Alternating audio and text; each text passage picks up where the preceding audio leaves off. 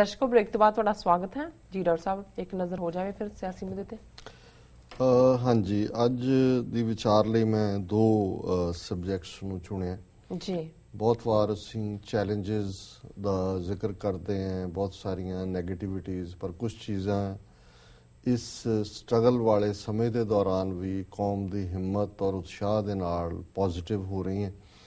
ਔਰ ਅੱਜ ਜਿਸ ਖਬਰ ਦਾ ਮੈਂ ਪਹਿਲਾਂ ਜ਼ਿਕਰ ਕਰਾਂਗਾ, ਬੇਸ਼ੱਕ ਇਹ ਵੀਕਐਂਡ ਤੇ ਖਬਰ ਆ ਗਈ ਸੀ, ਲੇਕਿਨ ਹੁਣ ਇਸ ਦੇ ਵੇਰਵੇ ਵੀ ਸਾਹਮਣੇ ਆਏ ਨੇ ਜੀ। ਜ਼ਾਹਰ ਹੈ ਕਿ 1981 ਦੇ ਵਿੱਚ ਪ੍ਰੈਜ਼ੀਡੈਂਟ ਰੀਗਨ ਦੇ ਵੇਲੇ ਕੁਛ ਇਸ ਕਿਸਮ ਦਾ ਆਰਮੀ ਕੋਡ ਲਾਗੂ ਕੀਤਾ ਗਿਆ, ਜਿਹਦੇ ਥੱਲੇ ਸਿੱਖ ਜਿਹੜੇ ਨੇ ਉਹ ਦਸਤਾਰ, ਕੇਸਾਂ, ਦਾੜੀ ਦੇ ਨਾਲ ਫੌਜ ਸਰਵ ਨਹੀਂ ਸੀ ਕਰ ਸਕਦੇ ਜੀ। ਹਾਲਾਂਕਿ ਪਹਿਲੀ ਵਰਲਡ ਵਾਰ 'ਚ ਵੀ ਡਾਕਟਰ ਭਗਤ ਸਿੰਘ ਥਿੰਦ ਉਹਨਾਂ ਨੇ ਜੰਗ ਵੀ ਲੜੀ ਔਰ ਸੈਕੰਡ ਵਰਲਡ ਵਾਰ ਵੇਲੇ ਵੀ ਰਿਹਾ, ਲੇਕਿਨ ਰੀਗਨ ਦੇ ਉੱਤੇ ਪਤਾ ਨਹੀਂ ਕੀ ਪ੍ਰਭਾਵ ਸੀ ਜਾਂ ਉਸ ਪੀਰੀਅਡ 'ਚ ਕੁਛ ਗੋਰੇ ਸਿੱਖ ਜਿਹੜੇ ਨੇ ਅਮਰੀਕਨ ਉਹ ਸਿੱਖ ਹੀ ਚਾਹ ਰਹੇ ਸੀ ਔਰ ਉਹਨਾਂ 'ਚੋਂ ਕੁਛ ਨੇ ਸ਼ਾਇਦ ਆਪਣਾ ਕੇਸ ਪ੍ਰੋਪਰਲੀ ਨਹੀਂ ਪਲੀਡ ਕੀਤਾ ਜਾਂ ਇਹ ਘਬਰਾ ਗਏ ਕਿ ਵੀ ਇਹ ਜਿਹੜੇ ਨੇ ਇਸ ਬਹਾਨੇ ਨਾਲ ਫੌਜ ਨਾ ਆ ਜਾਣ। ਸੋ ਕੁੱਲ ਮਿਲਾ ਕੇ ਉਦੋਂ ਤੋਂ ਲੈ ਕੇ ਲਗਭਗ ਇਹ ਹੁਣ 40 ਸਾਲ ਹੋ ਗਏ ਨੇ ਇਸ ਗੱਲ ਨੂੰ, 35-36 ਸਾਲ ਜੀ। ਸੋ ਬੇਸ਼ੱਕ ਥੋੜ੍ਹੀਆਂ ਬਹੁਤ ਐਕਸੈਪਸ਼ਨਸ ਮੈਡੀਕਲ ਜਿਹੜੇ ਨੇ ਫੌਜੀਆਂ ਦੇ ਹਵਾਲੇ ਨਾਲ ਹੋਈਆਂ, ਜਿਨ੍ਹਾਂ ਦੇ ਵਿੱਚ ਕੈਪਟਨ ਕਲਸੀ ਦਾ ਕੇਸ ਜਾਂ ਇੱਕ ਹੋਰ ਕੇਸ ਦਾ ਜ਼ਿਕਰ ਹੁੰਦਾ ਹੈ। ਪਰ ਜਿਹੜੀ ਇੱਕ ਬੜੀ ਯੂਨੀਕ ਵਿਕਟਰੀ ਇਸ ਵੀਕਐਂਡ ਦੇ ਉੱਤੇ ਜਾਂ ਮੰਡੇ ਫੈਡਰਲ ਕੋਰਟ ਦੇ ਵਿੱਚ, ਕਿਉਂਕਿ ਇਹਨਾਂ ਦੀਆਂ ਡਿਸਟ੍ਰਿਕਟ ਕੋਰਟਸ ਤੋਂ ਬਾਅਦ ਫੈਡਰਲ ਕੋਰਟ ਹੁੰਦੀ ਹੈ, ਉਹ ਵੀ ਡਿਸਟ੍ਰਿਕਟ ਲੈਵਲ ਦੀ ਹੁੰਦੀ ਹੈ ਜੀ। ਉਹਦੇ 'ਚ ACLU American civil liberties union ਔਰ ਯੂਨਾਈਟਿਡ ਸਿੱਖਸ ਇਹਨਾਂ ਨੇ ਸਾਂਝੇ ਤੌਰ ਤੇ ਕੇਸ ਲੜਿਆ ਔਰ ਉਸ ਦੇ ਵਿੱਚ ਜਿੱਤ ਹਾਸਲ ਕੀਤੀ। ਔਰ ਉਹਦਾ ਆਧਾਰ ਹੈ ਕਿ ਹਫਸਰਾ ਯੂਨੀਵਰਸਿਟੀ ਦੇ ਵਿੱਚ ਇੱਕ ਵਿਦਿਆਰਥੀ ਇਕਨੂਰ ਸਿੰਘ ਹੈ, ਸਾਡੇ ਵੀ ਨੇੜੇ ਨੇ ਇਹ ਪਰਿਵਾਰ ਜੀ। ਉਹ ਹਫਸਰਾ ਯੂਨੀਵਰਸਿਟੀ ਦਾ ਸਟੂਡੈਂਟ ਹੈ ਤੇ ਯੂਨੀਵਰਸਿਟੀ ਦੇ ਵਿੱਚ ਅਮਰੀਕਨ ਆਰਮੀ, ਹਰ ਯੂਨੀਵਰਸਿਟੀ 'ਚ ਅਮਰੀਕਨ ਆਰਮੀ ਦਾ ਇੱਕ ਪ੍ਰੋਗਰਾਮ ਹੁੰਦਾ, ਉਹਨੂੰ ਰਿਜ਼ਰਵ ਆਫਿਸਰਸ ਟ੍ਰੇਨਿੰਗ ਕਾਰਪਸ ਕਹਿੰਦੇ ਨੇ। ਔਰ ਉਹਦੇ ਟ੍ਰੇਨਿੰਗ ਜਿਹੜੇ ਉਹਦੇ ਥਰੂ ਜਾਂਦੇ ਨੇ ਉਹ ਫਿਰ ਅਮਰੀਕਨ ਆਰਮੀ 'ਚ ਵੀ ਆ ਜਾਂਦੇ ਨੇ, ਉਹਨਾਂ 'ਚ ਕੁਛ ਅਮਰੀਕਨ ਆਰਮੀ ਇੰਟੈਲੀਜੈਂਸ ਚਲੇ ਜਾਂਦੇ ਨੇ। ਇਕਨੂਰ ਸਿੰਘ ਨੇ ਜਦੋਂ ਪਿਛਲੇ ਸਾਲ 2 ਸਾਲ ਪਹਿਲਾਂ ਉਹਦੇ ਲਈ ਇਸ ਜਿਹੜਾ reserve officers training corpus ROTC ਜੀ ਇਹਦੇ ਲਈ ਅਪਲਾਈ ਕੀਤਾ ਤੇ ਉਹਨਾਂ ਦਾ ਜਿਹੜਾ ਲੋਕਲ ਕਰਨਲ ਇੰਚਾਰਜ ਸੀ ਉਸ ਪ੍ਰੋਗਰਾਮ ਦਾ ਯੂਨੀਵਰਸਿਟੀ 'ਚ, ਉਹਨੇ ਕਿਹਾ ਕਿ ਵੀ ਨਹੀਂ, ਤੂੰ ਦਸਤਾਰ ਔਰ ਦਾੜੀ ਦੇ ਨਾਲ ਸਰਵ ਨਹੀਂ ਕਰ ਸਕਦਾ। ਔਰ ਇਸ ਗੱਲ ਨੂੰ ਉਹਨੇ ਇਕਨੂਰ ਸਿੰਘ ਨੇ, ਔਰ ਕਿਉਂਕਿ ਸਿੱਖੀ ਪਰਿਵਾਰ ਹੈ, ਪੰਥਕ ਪਰਿਵਾਰ ਹੈ, ਉਹਨਾਂ ਨੇ ਕਿਹਾ ਵੀ ਇਹਨੂੰ ਚੈਲੰਜ ਕਰਨ। ਉਹਨਾਂ ਨੇ ਯੂਨਾਈਟਿਡ ਸਿੱਖਸ ਤੱਕ ਅਪਰੋਚ ਕੀਤੀ, ਪਹਿਲਾਂ ਹੋਰ ਜਥੇਬੰਦੀਆਂ ਵੱਲ ਵੀ ਗਏ, ਉਹਨਾਂ ਨੇ ਦੇਖਿਆ ਕਿ ਜੀ ਇਹ ਤਾਂ ਜਿੱਤਿਆ ਨਹੀਂ ਜਾਣਾ, ਤੁਸੀਂ ਅਮਰੀਕਨ ਆਰਮੀ ਦੇ ਖਿਲਾਫ ਕੇਸ ਕਿੱਥੋਂ ਜਿੱਤ ਲਓਗੇ। ਲੇਕਿਨ ਮੈਂ ਮੁਬਾਰਕਬਾਦ ਦਿੰਦਾ ਯੂਨਾਈਟਿਡ ਸਿੱਖਸ ਨੂੰ ਕਿ ਉਹਨਾਂ ਨੇ ਇਸ ਕੇਸ ਨੂੰ ਲਿਆ ਔਰ ਫਿਰ ਇਹਨਾਂ ਨੇ ACLU American civil Liberty union ਦੇ ਨਾਲ ਮਿਲ ਕੇ ਜਿਨ੍ਹਾਂ ਦੇ ਖਿਲਾਫ ਇਹ ਲਾ ਸੂਟ ਕੀਤਾ, ਉਹਨਾਂ ਦੇ ਵਿੱਚ secretary of US army John McKee and commander of ROTC program, ਇਹਨਾਂ ਦੋਨਾਂ ਨੂੰ ਉਹ ਅਦਾਲਤ 'ਚ ਲੈ ਗਈਆਂ ਜਥੇਬੰਦੀਆਂ। ਔਰ ਇਹਦੇ 'ਚ ਉਹਨਾਂ ਨੇ ਕਿਹਾ ਕਿ ਵੀ ਜਿਹੜਾ ਰਿਲੀਜੀਅਸ ਫਰੀडम ਰੈਸਟੋਰੇਸ਼ਨ ਐਕਟ 1993 ਹੈ, ਉਹਦੇ ਥੱਲੇ ਹਰ ਇੱਕ ਨੂੰ ਇਹ ਹੱਕ ਹੈ ਕਿ ਉਹ ਆਪਣੇ ਧਾਰਮਿਕ ਚਿੰਨ੍ਹਾਂ ਦੇ ਨਾਲ ਜਿਹੜਾ ਉਹ ਆਪਣੀ ਧਾਰਮਿਕ ਆਜ਼ਾਦੀ ਮਾਣ ਸਕਦਾ ਹੈ। ਔਰ ਇਹ ਜਿਹੜੀ ਇਹਨਾਂ ਦੀ ਪਾਬੰਦੀ ਹੈ ਉਹ ਸਾਡੀ ਧਾਰਮਿਕ ਆਜ਼ਾਦੀ ਦੇ ਰਸਤੇ ਦੇ ਵਿੱਚ ਇੱਕ ਰੁਕਾਵਟ ਹੈ ਜੀ। ਔਰ ਅਲਟੀਮੇਟਲੀ ਉਸ ਕੇਸ ਦਾ ਫੈਸਲਾ ਜਿਹੜਾ ਹੈ ਉਹ ਜਿਹੜਾ ਜੱਜ ਐਮੀ ਜੈਕੀ ਨੇ ਦਿੱਤਾ ਹੈ ਡਿਸਟ੍ਰਿਕਟ ਕੋਰਟ ਦੇ, ਔਰ 49 ਪੇਜ ਦੀ ਰੂਲਿੰਗ ਹੈ, 49 ਪੇਜਸ ਜੀ। ਔਰ ਇਹ ਬੜੀ ਉਹਦੇ 'ਚ ਉਹਨਾਂ ਨੇ ਉਹ ਇਕਨੂਰ ਸਿੰਘ ਦੇ ਮੁੱਢਲੇ ਹੱਕ ਨੂੰ ਮੰਨਿਆ ਔਰ ਉਸ ਫੈਸਲੇ ਦੇ ਵਿੱਚ ਜਿੰਦਾ 49 ਪੇਜ ਜਜਮੈਂਟ ਉਹਨੇ US ਡਿਸਟ੍ਰਿਕਟ ਕੋਰਟ ਜੱਜ ਐਮੀ ਜੈਕਸਨ ਉਹਨੇ ਕਿਹਾ, given the tens of thousands of exceptions the army has already made to its grooming and uniform policies, its successful accommodation of observant Sikhs in the past,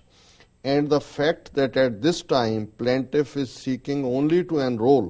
in the ROTC program, the army's refusal to permit him to do so while adhering to his faith cannot survive the strict scrutiny that RFRA demands. The ruling further established that the Army's denial of Singh violated his rights under FRA, which became a law in 1993 to protect religious practices and oppression. Singh now has the right to enroll in the Army ROTC program without shaving his beard, cutting his hair or removing his turban. ਜੀ ਸੋ ਇਹ ਬੜਾ simple ਜੱਜ ਨੇ ਕਿਹਾ, ਉਹਨਾਂ ਨੇ ਕਿਹਾ ਕਿ ਜੀ ਵੀ ਆਰਮੀ ਦੇ ਵਿੱਚ ਹਜ਼ਾਰਾਂ ਵਾਰ ਐਕਸੈਪਸ਼ਨ ਦਿੱਤੀ ਜਾਂਦੀ ਹੈ। ਹੁਣ ਇੱਥੇ ਜਿਵੇਂ ਅਮੀਸ਼ ਕਮਿਊਨਿਟੀ ਹੈ, ਜਿਹੜੇ ਕ੍ਰਿਸਚੀਅਨ ਨੇ, ਉਹ ਕਹਿੰਦੇ ਨੇ ਸਾਡੇ ਧਰਮ ਮੁਤਾਬਕ ਅਸੀਂ ਆਰਮੀ 'ਚ ਸਰਵ ਹੀ ਨਹੀਂ ਕਰ ਸਕਦੇ, ਅਸੀਂ ਨਾਨ ਵਾਇਲੈਂਸ ਯਕੀਨ ਰੱਖਦੇ, ਅਸੀਂ ਨਹੀਂ ਲੜਨਾ। ਜੀ ਸੋ ਜਦੋਂ ਇੱਥੇ ਡਰਾਫਟਿੰਗ ਵੀ ਹੁੰਦੀ ਹੈ, ਜਿਵੇਂ ਵਿਤਨਾਮ ਵਾਰ ਵੇਲੇ ਹੁੰਦਾ ਕਿ ਹਰ 18 ਸਾਲ ਤੋਂ ਉੱਪਰ ਦਾ ਜਿਹੜਾ ਉਹਨੂੰ ਲੜਨ ਜਾਣਾ ਪੈਂਦਾ, ਸੋ ਉਹਨਾਂ ਨੂੰ ਐਕਸੈਪਸ਼ਨ ਦਿੱਤੀ ਜਾਂਦੀ ਹੈ ਕਿ ਜੀ ਉਹਨਾਂ ਦੇ ਧਰਮ 'ਚ ਹੀ ਨਹੀਂ ਹੈ, ਉਹ ਕਹਿੰਦੇ ਨੇ ਵੀ ਸਾਡੇ ਧਰਮ 'ਚ ਲੜਾਈ ਹੀ ਨਹੀਂ ਹੈ, ਅਸੀਂ ਲੜਨਾ ਹੀ ਨਹੀਂ ਹੈ। ਜੀ ਇਸੇ ਤਰ੍ਹਾਂ ਹੋਰ ਵੀ ਐਕਸੈਪਸ਼ਨ, ਇਹੀ ਗੱਲ ਜੱਜ ਨੇ ਕਹੀ ਕਿ ਬਹੁਤ ਵਾਰੀ ਇਹ ਜਿਹੜਾ ਆਰਮੀ ਨੇ ਇਹ ਐਕਸੈਪਸ਼ਨਸ ਦਿੱਤੀਆਂ ਨੇ, ਔਰ ਉਹਨਾਂ ਨੇ ਆਲਰੇਡੀ ਕੁਝ ਆਬਜ਼ਰਵੈਂਟ ਸਿੱਖ, ਜਿਵੇਂ ਉਹਨਾਂ ਨੇ ਮੇਜਰ ਕਲਸੀ ਦੇ ਹਵਾਲੇ ਨਾਲ ਗੱਲ ਕੀਤੀ ਹੋਏਗੀ, ਵੀ ਉਹਨਾਂ ਨੂੰ ਵੀ ਐਕਸੈਪਸ਼ਨ ਬੀਤੇ 'ਚ ਦਿੱਤੀ ਹੈ। And the fact that at this time plaintiff is seeking only to enroll the ROTC program, ਕਿ ਉਹ ਤਾਂ ਰਿਜ਼ਰਵ ਆਫੀਸਰ ਟ੍ਰੇਨਿੰਗ ਕਾਰਪਸ ਦੇ ਵਿੱਚ ਆ ਰਿਹਾ, ਅਜੇ ਤਾਂ ਰੈਗੂਲਰ ਆਰਮੀ 'ਚ ਵੀ ਨਹੀਂ ਆਇਆ, ਔਰ ਇਹ ਇਹਨੂੰ ਐਕੋਮੋਡੇਟ ਨਾ ਕਰਨਾ, ਔਰ ਆਰਮੀ ਦਾ ਇਹ ਕਹਿਣਾ ਕਿ ਅਸੀਂ ਉਹਨਾਂ ਦੀ ਫੇਥ ਦੀਆਂ ਜਿਹੜੀਆਂ ਮੈਂਡੇਟਰੀ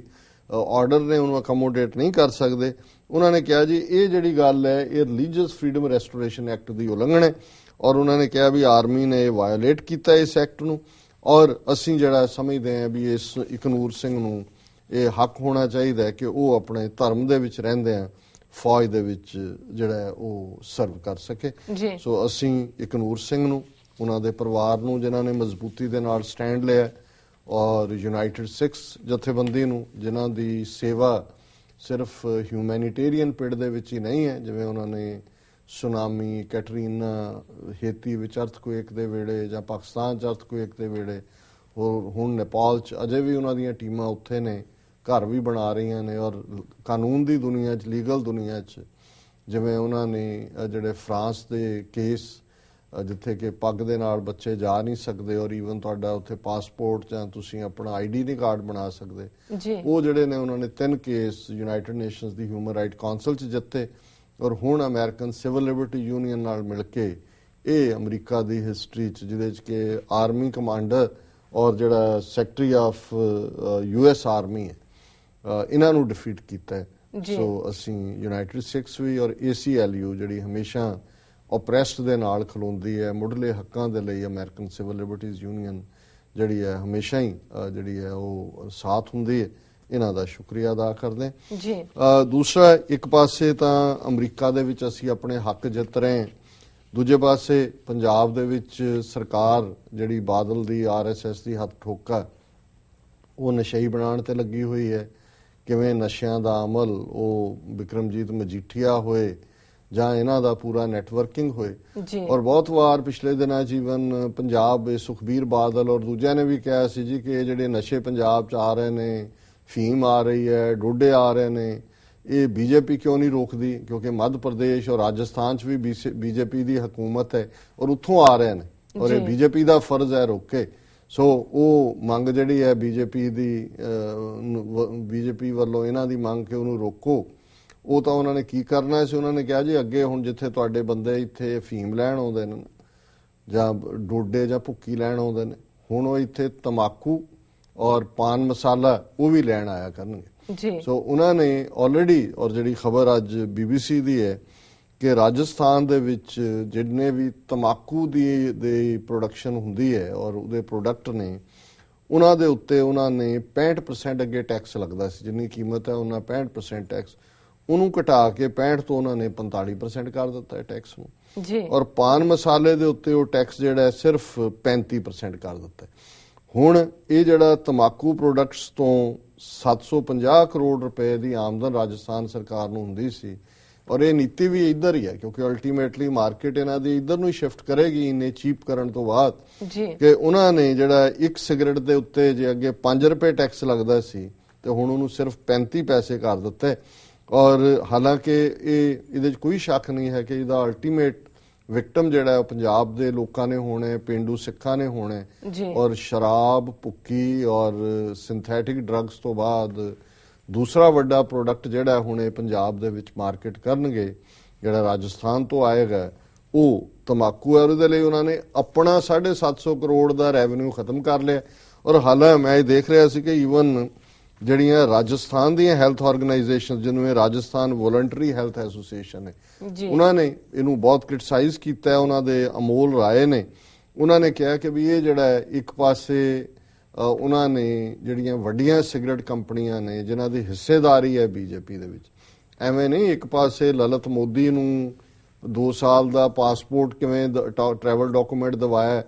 ਸੁਸ਼ਮਾ ਸਵਰਾਜ ਨੇ ਲਿਖ ਕੇ, ਇੰਗਲੈਂਡ ਦੀ ਉਹ ਵੀ ਐਮਪੀ ਜਿਹਨੇ ਦਿਵਾਉਣ 'ਚ ਮਦਦ ਕੀਤੀ, ਉਹ ਵੀ ਇੰਡੀਅਨ ਮੂਲ ਦੀ ਹੈ।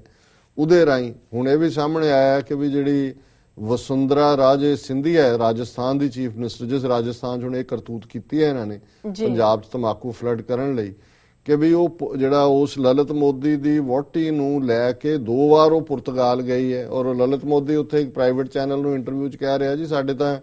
40 ਸਾਲਾਂ ਤੋਂ ਜਿਹੜੇ ਨੇ ਉਹ ਫੈਮਿਲੀ ਰਿਲੇਸ਼ਨਸ਼ਿਪ ਹੈ ਵਸੁੰਧਰਾ ਰਾਜੇ ਸਿੰਧੀਆ ਨਾਲ, ਔਰ ਸੁਸ਼ਮਾ ਸਵਰਾਜ ਨਾਲ ਅਸੀਂ 30 ਸਾਲ ਤੋਂ ਸਾਡੇ ਪਰਿਵਾਰਕ ਸੰਬੰਧ ਨੇ। ਐਵੇਂ ਨਹੀਂ, ਸੁਸ਼ਮਾ ਸਵਰਾਜ ਦਾ ਪਤੀ ਜਿਹੜਾ ਉਹ ਵੀ ਵਕੀਲ ਹੈ ਲਲਿਤ ਮੋਦੀ ਦਾ, ਤੇ ਜਿਹੜੇ 7 ਵਕੀਲਾਂ ਨੇ ਦਿੱਲੀ ਹਾਈ ਕੋਰਟ 'ਚ ਕਿਹਾ ਜੀ ਕਿ ਉਹਦਾ ਪਾਸਪੋਰਟ ਜਿਹੜਾ ਉਹਨੂੰ ਦਿੱਤਾ ਜਾਏ ਇੰਡੀਅਨ, ਉਹਦੇ 'ਚ ਉਹਦੀ ਧੀ ਹੈ ਸੁਸ਼ਮਾ ਸਵਰਾਜ ਦੀ। ਸੋ ਹੁਣ ਇਹ ਨੀਤੀ ਜਿਹੜੀ ਹੈ ਕਿ ਵੀ ਤਮਾਕੂ ਦੇ ਉੱਤੇ, ਔਰ ਇਹ ਜਾਣਦਿਆਂ ਹੋਇਆ, ਔਰ ਇਹ ਉਹਨੇ ਠੀਕ ਕਿਹਾ ਵੋਲੰਟਰੀ ਹੈਲਥ ਆਰਗੇਨਾਈਜੇਸ਼ਨ ਨੇ, ਇੱਕ ਪਾਸੇ ਤਮਾਕੂ ਕੰਪਨੀ ਹੈ, ਉਹਨਾਂ ਦੇ ਵਿੱਚ ਵੀ ਮੋਦੀ, ਅੰਬਾਨੀ, ਇਹਨਾਂ ਸਾਰਿਆਂ ਦੇ ਸ਼ੇਅਰ ਹੋਣਗੇ। ਔਰ ਉਹਨਾਂ ਨੇ ਇਹ ਵੀ ਨਾਲ ਕਿਹਾ ਕਿ ਵੀ ਪਿਛਲੇ ਸਾਲ ਸਤੰਬਰ 'ਚ ਇਹ 65% ਜਿਹੜਾ ਟੈਕਸ ਸੀ, ਔਰ ਉਹਨੂੰ ਇਹ ਇੱਕਦਮ ਚੁੱਪ-ਚੁਪੀਤੇ ਤੋੜ ਕੇ ਉਹ ਬਿਲਕੁਲ ਹੀ ਸਟੇਟ ਜਿਹੜਾ ਉਹਨੂੰ ਘਾਟੇ 'ਚ ਕਰਨਾ। ਔਰ ਈਵਨ ਇਸ ਦੇ ਲਈ ਇੱਕ ਗੱਲ ਇਹ ਵੀ ਦੇਖਣ ਵਾਲੀ ਹੈ ਕਿ ਇਸ ਫੈਸਲੇ ਦੇ ਨਾਲ ਜਿੰਨੀਆਂ ਬਿਮਾਰੀਆਂ ਤਮਾਕੂ ਰਿਲੇਟਡ ਨੇ, ਔਰ ਇਹ ਉਹਨਾਂ ਦੀ ਰਿਪੋਰਟ ਹੀ ਹੈ BBC ਦੀ, ਕਿ 1160 ਕਰੋੜ ਰੁਪਈਆ ਰਾਜਸਥਾਨ ਸਰਕਾਰ ਨੂੰ ਵਾਧੂ ਖਰਚ ਕਰਨਾ ਪਏਗਾ ਹੈਲਥ ਮਾਮਲਿਆਂ ਦੇ ਉੱਤੇ, ਕਿਉਂਕਿ ਇਸ ਦੇ ਨਾਲ ਉਹਨਾਂ ਦੀਆਂ ਆਪਣੀਆਂ ਵੀ ਬਿਮਾਰੀਆਂ ਫੈਲਣਗੀਆਂ। ਪਰ ਉਹ ਆਪਣਿਆਂ ਨੂੰ ਤਾਂ ਕੀ ਉਹਨਾਂ ਨੂੰ ਲੱਗਦਾ ਹੈ, ਉਹਨਾਂ ਦਾ ਮਕਸਦ ਜਿਹੜਾ ਉਹ ਪੰਜਾਬ ਨੂੰ ਜਿਹੜਾ ਤਮਾਕੂ ਦੇ ਨਾਲ ਫਲੱਡ ਕਰਨਾ। ਔਰ ਜਿਹੜਾ ਪਹਿਲਾ ਚੀਫ ਮਿਨਿਸਟਰ ਰਾਜਸਥਾਨ ਦਾ ਰਿਹਾ ਅਸ਼ੋਕ ਗਹਿਲੋਤ, ਉਹਨੇ ਕਿਹਾ ਕਿ ਇਹ ਤੁਗਲਕੀ ਫਰਮਾਨ ਹੈ, ਜਿਵੇਂ ਤੁਗਲਕ ਨੇ ਉਹਦੇ ਚਮੜੇ ਦੇ ਸਿੱਕੇ ਜਲਾ ਦਿੱਤੇ ਸੀ। ਔਰ ਉਹਨਾਂ ਨੇ ਕਿਹਾ ਕਿ ਵੀ ਇਹ ਸਾਰਾ ਹੀ ਰਾਜਸਥਾਨ ਵੋਲੰਟਰੀ ਹੈਲਥ ਐਸੋਸੀਏਸ਼ਨ ਨੇ ਵੀ ਕਿਹਾ ਕਿ ਰੋਜ਼ਾਨਾ ਹਰ ਦਿਨ ਲਗਭਗ 250 ਨਵੇਂ ਜਿਹੜੇ ਨੇ ਉਹ ਤਮਾਕੂ ਕੰਜ਼ਿਊਮ ਕਰਨ ਵਾਲੇ ਲੋਕ ਪੈਦਾ ਹੋ ਰਹੇ ਨੇ। ਸੋ ਇਸ ਸਾਰੇ ਨੂੰ ਅਸੀਂ ਜਦੋਂ ਦੇਖਦੇ ਹਾਂ ਕਿ ਜਿਹੜੀ ਸਿੱਖ ਕੌਮ ਦੇ ਖਿਲਾਫ ਟੋਟਲ ਡਿਸਟਰਕਸ਼ਨ, ਟੋਟਲ ਵਾਰ, ਟੋਟਲ ਐਨਾਹੀਲੇਸ਼ਨ, ਨੇਸਤੋ ਨਾਬੂਦ ਦੀ ਲੜਾਈ ਹੈ, ਉਹਦੇ 'ਚ ਇੱਕ ਨਵਾਂ ਹਥਿਆਰ ਰਾਜਸਥਾਨ ਰਾਹੀਂ ਜਿਹੜਾ ਬਿਲਕੁਲ ਤਮਾਕੂ ਪ੍ਰੋਡਕਟਸ ਨੂੰ ਥਰੋਅਵੇ ਪ੍ਰਾਈਸ ਤੇ ਲਿਆ ਕੇ ਸਿੱਖਾਂ ਦੀ ਫਰਦਰ ਤਬਾਹੀ ਔਰ ਤਮਾਕੂ ਨੋਸ਼ੀ ਪੰਜਾਬ 'ਚ ਖੜੀ ਕਰਨ ਦਾ ਰਾਹ ਪੱਧਰਾ ਕਰ ਦਿੱਤਾ ਗਿਆ। ਜੀ ਡਾਕਟਰ ਸਾਹਿਬ ਨਾਲ ਲੈਣਾ ਬ੍ਰੇਕ। ਵਿਊਅਰਸ, ਵਿਚਾਰਾਂ ਦਾ ਸਿਲਸਿਲਾ ਇਸ ਤਰ੍ਹਾਂ ਚੱਲਦਾ ਰਹੇਗਾ। ਮਿਲਦੇ ਹਾਂ ਛੋਟੇ ਬ੍ਰੇਕ ਤੋਂ ਬਾਅਦ।